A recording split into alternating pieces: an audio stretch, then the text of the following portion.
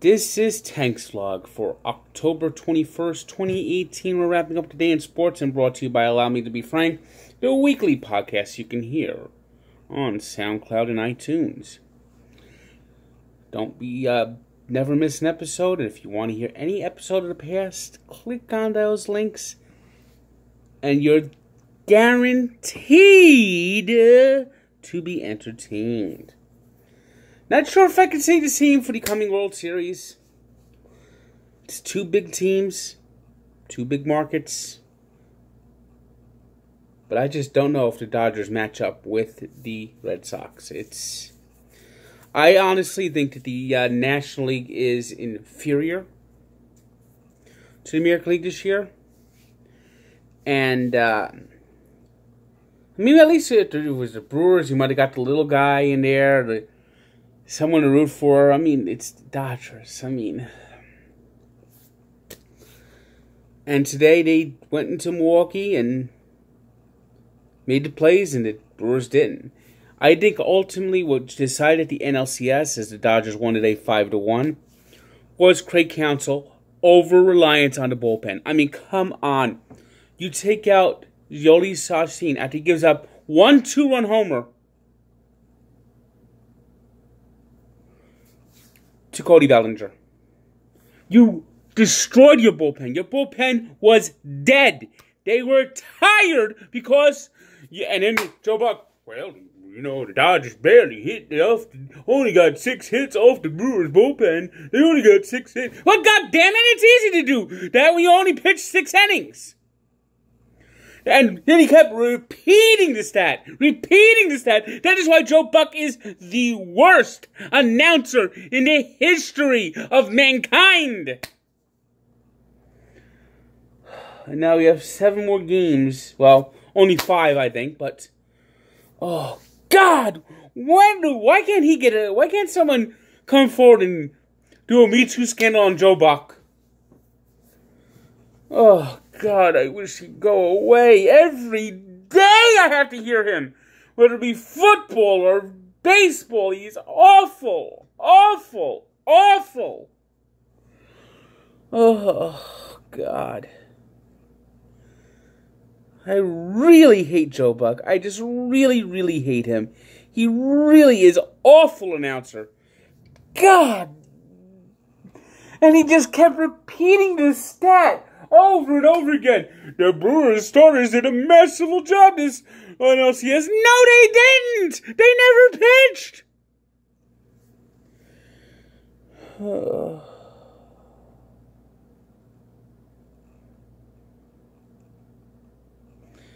And of course, Yasiel Puig, of course, had to rub it into Milwaukee with a little bit of a crotch chop there. When do the Brewers play the Dodgers next year? Anyone have that date on their calendar? Mark that down. Mark these words.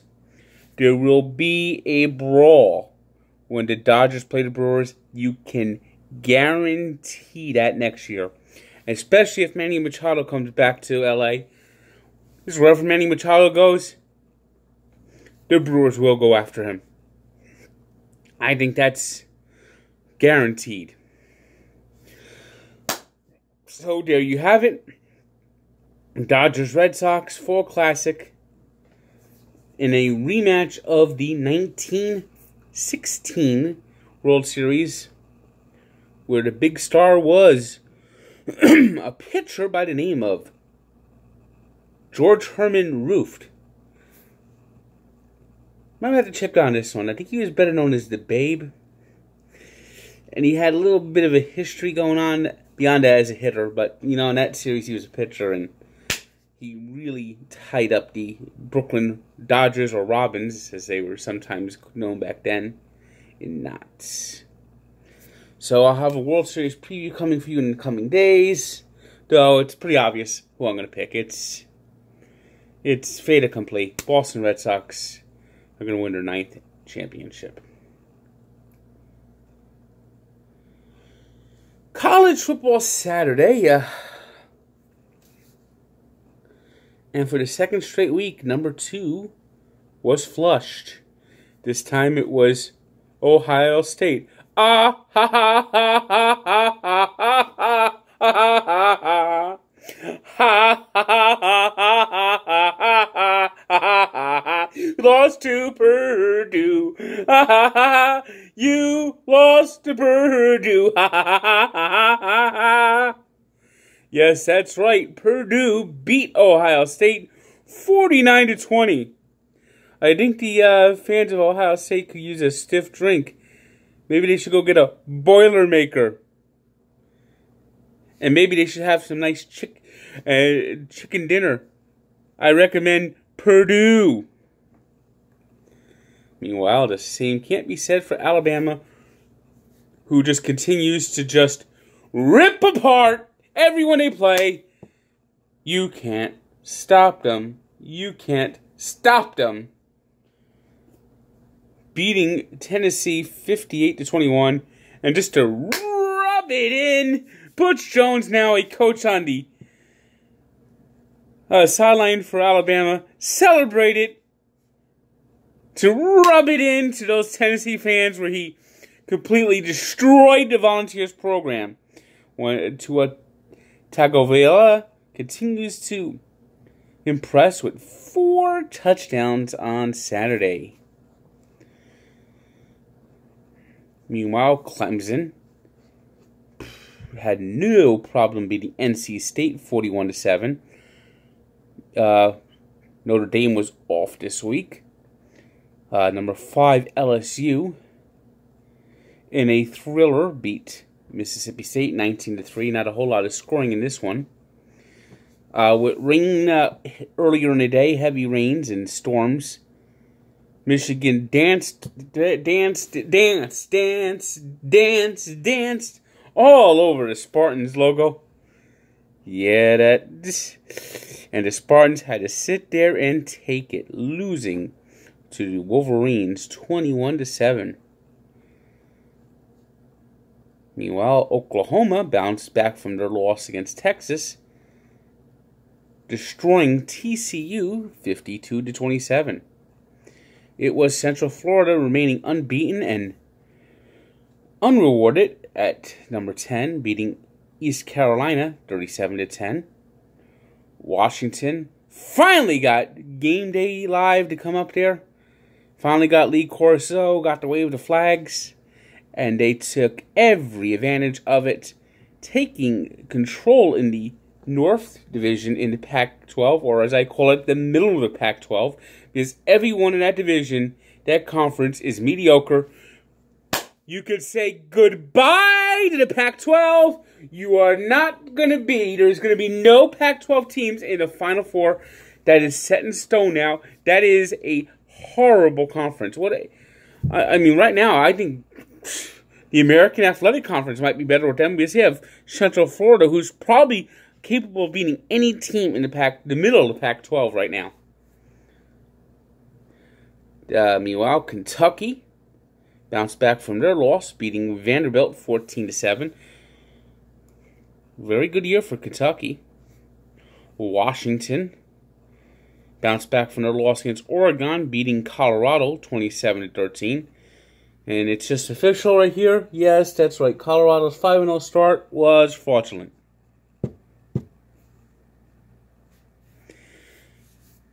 Penn State beat Indiana 33-28.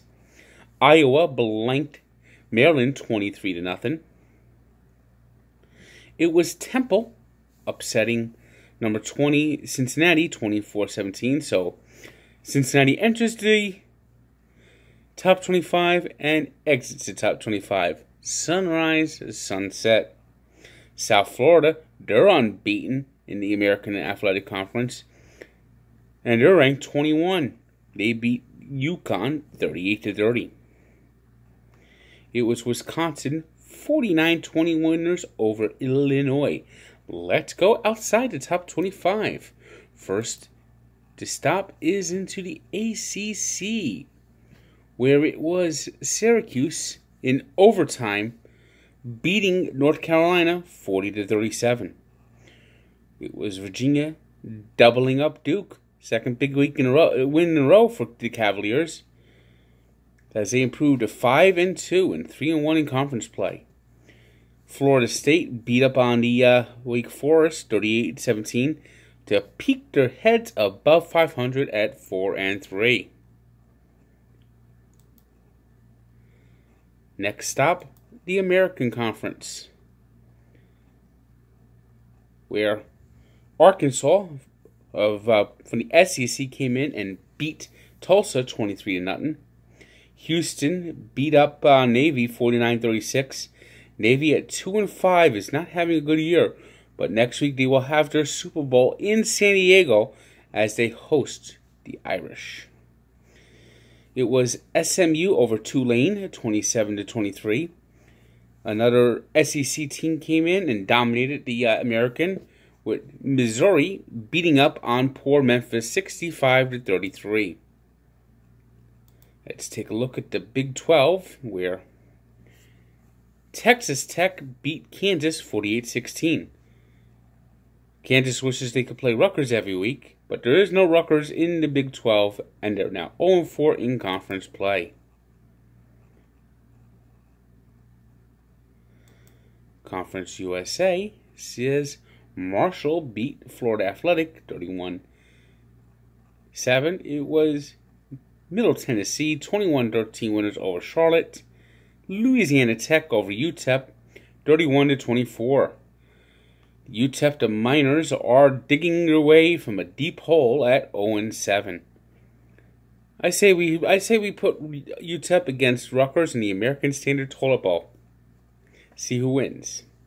Southern Miss beat UTSA 27-17. It was Florida International 36-17 winners over Rice. UAB beat North Texas 29-21. Old Dominion beat Western Kentucky 37-34. Very disappointing season for the Hilltoppers as they dropped to 1-6. But they're still bowl eligible, so you never know.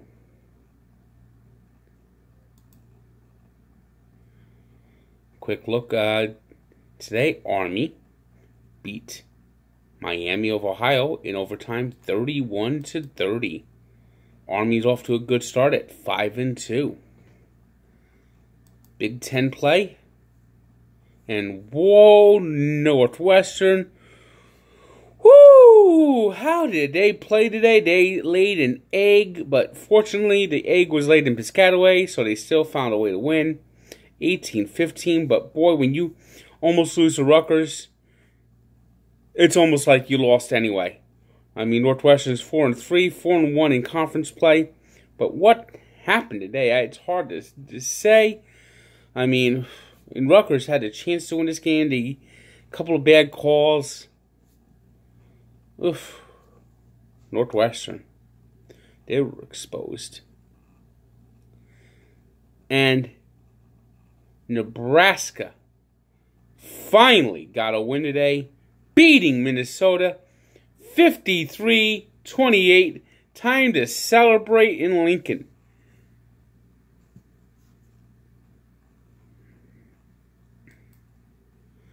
Moving on to the Mountain West.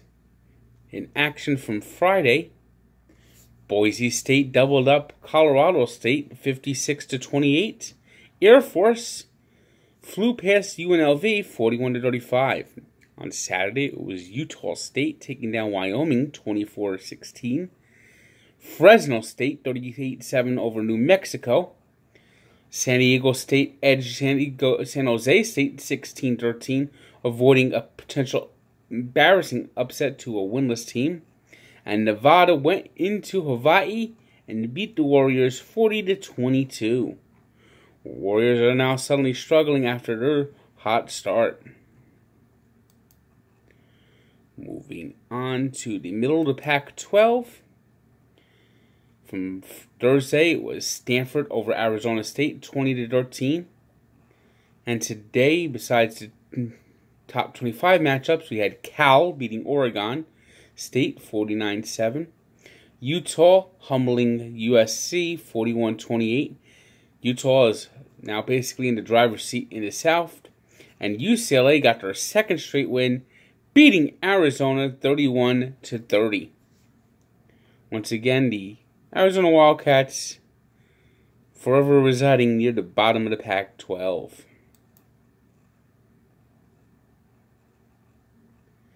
And finally, we'll take a look at the SEC games that were not involving ranked teams. And that's Auburn beating Ole Miss 31-16. And as mentioned earlier, Missouri beat Memphis 65-13, and Arkansas were 23-0 winners over Tulsa. So there's your college rewind of Week 8. Not a really exciting week. I don't know. Maybe Notre Dame wasn't playing. To me, it just wasn't a very good week.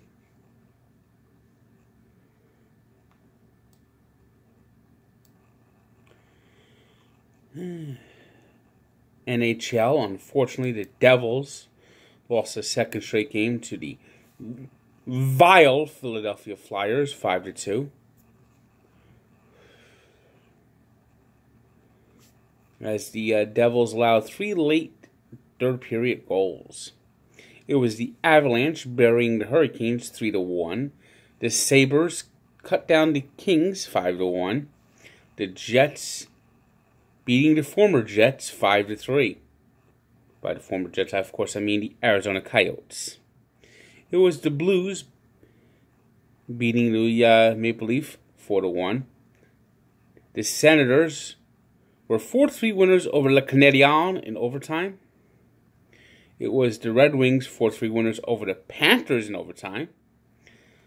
The Blackhawks continued their good start, beating the Blue Jackets 4-1. The Wild beat the Lightning 5-4 in overtime. It was the Predators blanking the Oilers 3-0. So far, Nashville is 7-1. The Canucks over the Bruins 2-1 in overtime. Marc-Andre Fleury earned his 408th career win as the Golden Knights beat the Ducks 3-1, and the Sharks swallowed the Islanders 4-1. NBA.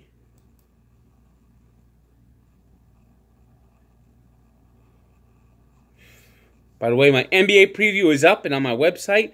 Check it out at sportsencyclopedia.com. You can also click on the link below for my NBA preview. The Pacers pasted the Nets 132-112. Knicks played another tough, tight game and lost again by 2 points, this time losing to the Celtics 103-101. It was the Raptors winning their third straight to start the season, 117-113 winners over the Wizards. The 76ers edged the Magic 116-115. It was the Hornets stinging the Heat 113-112. The Pistons beat the Bulls 118-116. It was the Mavericks getting their first win of the year, beating the Timberwolves 140-136. Nikola Jokic recorded a triple-double as the Nuggets slammed the Suns 119-91. It was the Trailblazers over the Spurs 121-108. And fight! Chris Paul was thrown out of the game. Rajon Rondo. Brandon Ingram. I mean, what a nice Donnybrook. James Harden scored 36 points with 7 rebounds and 5 assists as the Rockets shot down the Lakers in LeBron James' LA debut. And so far, the Lakers are 0-2 under LeBron. 0-2. Oh, the two happiest words when the NBA dictionary are Lakers lose. Let's see. Today's 3 stars are Yasiel Puig of the Dodgers, Nikola Jokic of the Nuggets, and Jose Saros, the backup goalie of the Predators, who had 31 saves shutout in Edmonton. Today's birthday shout-out goes to a Yankee legend, to chairman of the board, Whitey Ford, who turns 90. While we take a look back to a Yankee great moment when they swept the San Diego Padres in the 1998 World Series. I mean, that World Series, it was over after Game 1 when Tito Martinez looked at strike 3, but the umpire was asleep somehow. I mean, the umpire was, 2-2 count for Mark Langston right down the middle of the plate, and the umpire called it a ball. Next pitch, boom! Grand slam. Turn out the lights, the party's over. Once again, check out the full story at Barstool Sports and the Sports Encyclopedia, where sports history lives. And of course, allow me to be frank, if you haven't listened to any episodes recently, what are you waiting for? Listen, come on. Have a good day.